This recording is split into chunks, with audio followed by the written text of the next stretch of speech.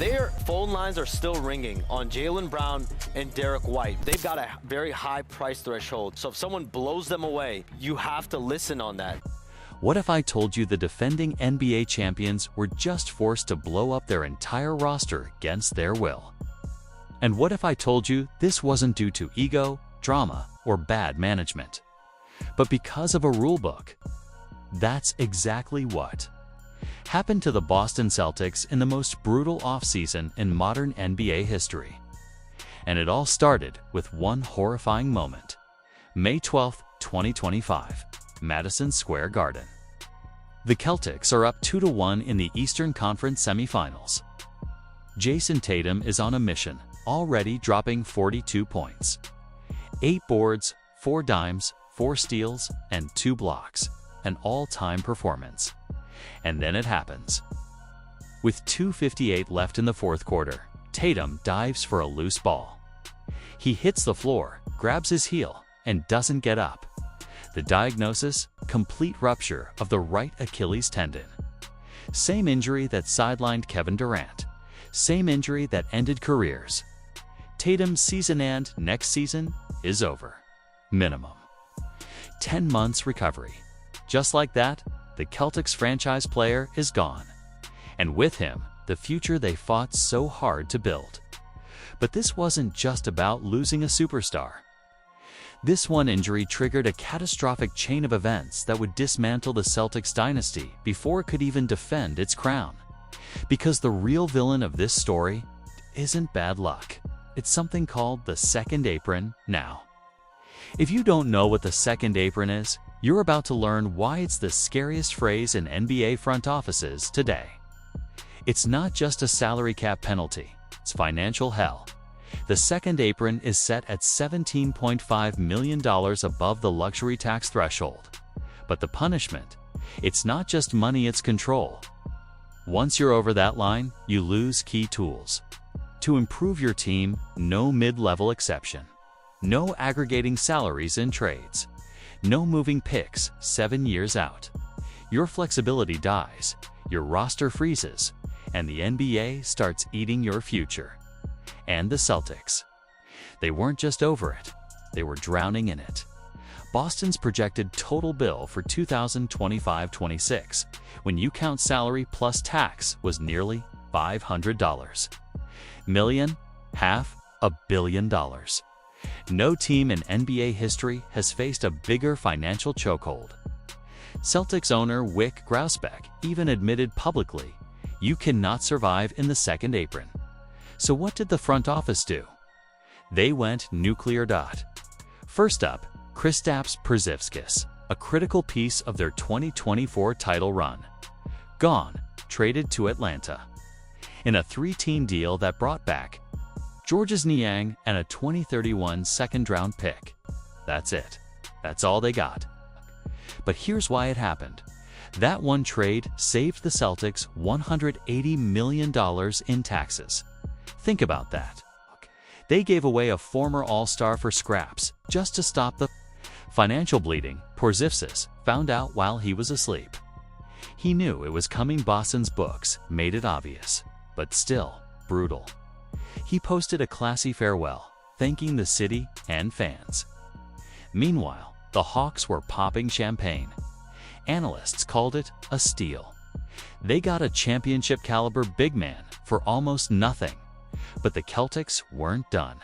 Next, Jrue Holiday, defensive beast, leader, champion. Gone, traded to Portland. For Anthony Simons. Now Simons is a young scorer, sure, but Holiday had just made all-defensive first team. He was the backbone of Boston's defense. He was everything they needed. But Boston needed money more. Originally, Portland was supposed to send picks. But a medical review of Holiday changed things.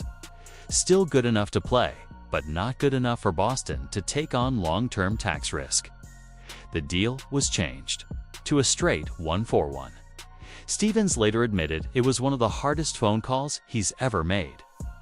Holiday didn't want to go to a rebuilding team. Reports say he was pissed.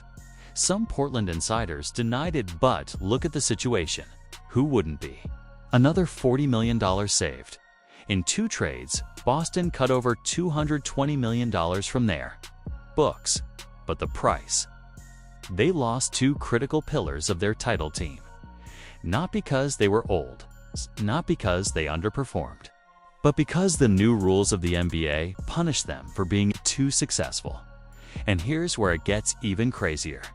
Anfernee Simons, the player Boston just got for a holiday. According to ESPN's Brian Windhorst, he might not even stay in Boston. Rumors are swirling that Stevens is already shopping Simons in another potential deal. The Celtics could be flipping him before he ever puts on a jersey. Why? Because the second apron still isn't done squeezing them. They're not safe yet. Let that sink in. The defending champions are now in full tear-down mode. Not because they want to be, but because the league forced their hand. It's the cruel irony of the NBA's new system. Teams that spend smart, draft well, develop in-house, now get punished if too many of those players become stars. The system was built to kill super teams. But in 2025, it just killed a champion. Jason Tatum's injury was the spark. But the second apron was the fire. And unless the rules change, Boston won't be the last. I have talked to other teams who have said the Celtics are actively trying to trade Anfernee Simons. Let me repeat that for the people in the back. Boston traded away a future Hall of Famer for a player they're already trying to flip. Anfernee Simons, who averaged 19.3 points per game last season in Portland, hasn't even suited up for the Celtics, and he's already on the trade block. Because his $27.7 million expiring contract is now Boston's golden ticket to duck even further under the brutal second apron tax threshold. With Jason Tatum out for the entire season, the Celtics are clearly prioritizing financial flexibility over winning now. And the market's heating up. Chicago is reportedly a top contender. While Clutch Sports' Bailey Bassett claims Washington could send Corey Kispert, Richaun Holmes, and 2 second-round picks in return. Still, Brad Stevens is publicly praising Simons, but behind the scenes, Boston is clearly ready to make another move. I think Anfernee is a guy that, people out here probably don't see as much because of the time that they play. His ability to score, his ability to shoot the ball, make really hard shots is pretty elite. And you look at a guy that's 26 years old that's averaged 20 a game for 3 straight years. I think he's a really good player. I think he can get better, and that's a big part of it. Let me say it louder for the people in the back. The Boston Celtics traded away a future Hall of Famer for a player they're already trying to flip. Anfernee Simons averaged 19.3 points per game last season with Portland. He hasn't even played a single regular season minute in Celtic green, and he's already on the trade block. Why? Because his $27.7 million expiring contract represents Boston's best shot at escaping deeper into second apron hell. With Jason Tatum ruled out for the entire 2025-26 season, the Celtics are no longer chasing talent, they're chasing financial survival.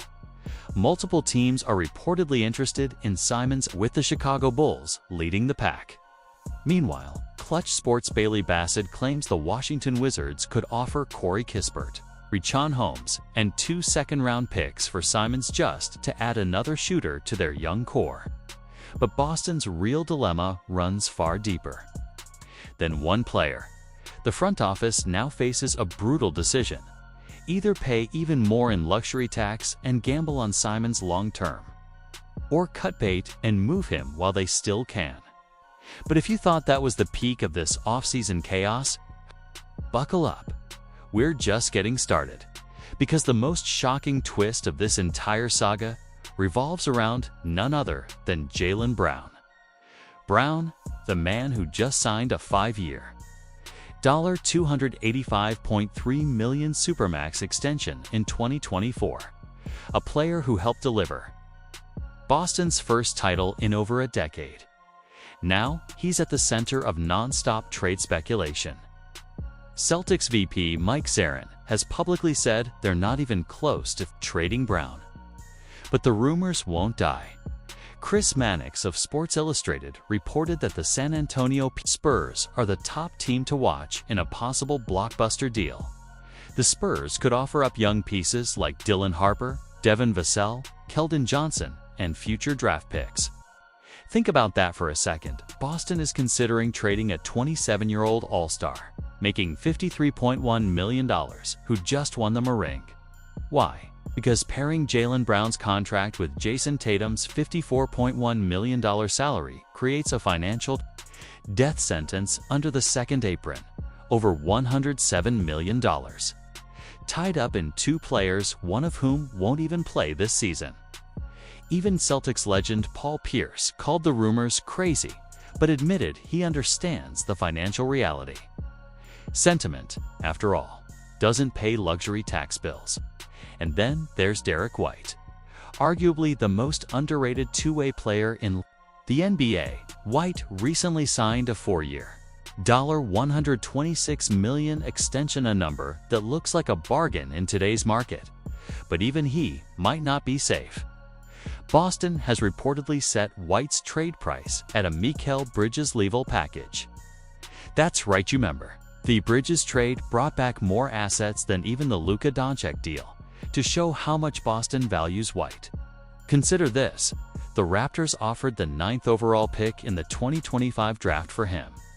The Celtics laughed it off. White himself seems unfazed by the noise, saying, "It's cool to be wanted, but I want to stay in Boston." At $28.1 million for the upcoming season, though, it's another prime salary dump candidate. If a team steps up with the right offer, but wait, there's an emotional curveball coming. One that hits Celtics fans straight in the heart. Marcus Smart. The spiritual leader of the Celtics for 9 years might be coming back. According to insider Jake Weinbach, Smart could potentially return to Boston via a buyout with the rebuilding Wizards. During his April 2025 return to TD Garden, the fans chanted, "We want Marcus," even though he wasn't playing. Emotions ran deep. Some fans believe Boston's 2024 championship only happened because Smart left, freeing up leadership space for Tatum and Brown. Others miss his energy and grit. Bill Simmons once called the original Smart-for-Porzingis trade a borderline miracle. But nostalgia is strong in Boston. A Smart return could be more than symbolic. It might be about giving the fans someone to believe in again. Now, let's put this all in context, because this isn't just another offseason shakeup. What's happening in Boston has never happened in NBA history. Back in 2007, Boston flipped the league by adding Ray Allen and Kevin Garnett to Paul Pierce.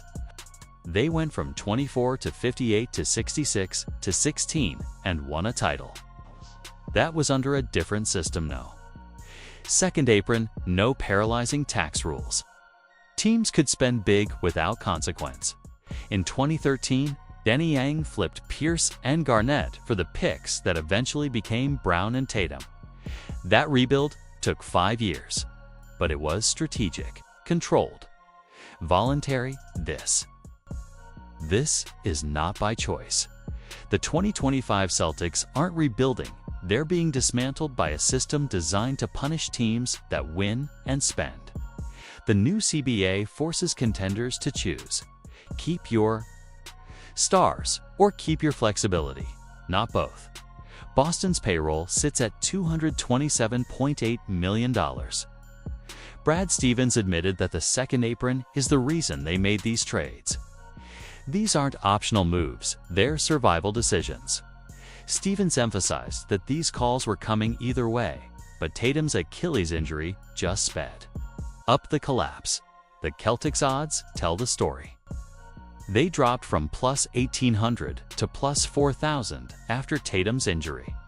Meanwhile, the Thunder are at plus 225. The Rockets jumped to plus 850 after landing Kevin Durant. Boston, the reigning champs, are now long shots. And here's what they still have to figure out. Do they immediately trade Anthony Simons to slash tax? Do they pull the trigger on a Jaylen Brown or a Derek White deal if someone meets their insane asking price? Do they bring back Marcus Smart to stabilize a fractured locker room? Do they fill out the rest of the roster with minimum contracts and pray for 2026? Brad Stevens insists this is a retool, not a rebuild. But the line between the two gets blurrier by the day. And here's what should terrify every other franchise in the league. If this can happen to the Boston Celtics, the team that drafted well, built smart, one big it can happen to anyone. An anonymous Eastern Conference exec told The Athletic, Boston did everything right and still had to blow it up. This is the new NBA. This is no longer about bad trades or poor planning. This is about a CBA that punishes success, where accounting spreadsheets can end dynasties. Boston is the first, but they won't be the last. And the next team in line might just be the Oklahoma City Thunder, because the second apron isn't just a rule, it's a revolution. And it's changing the game forever.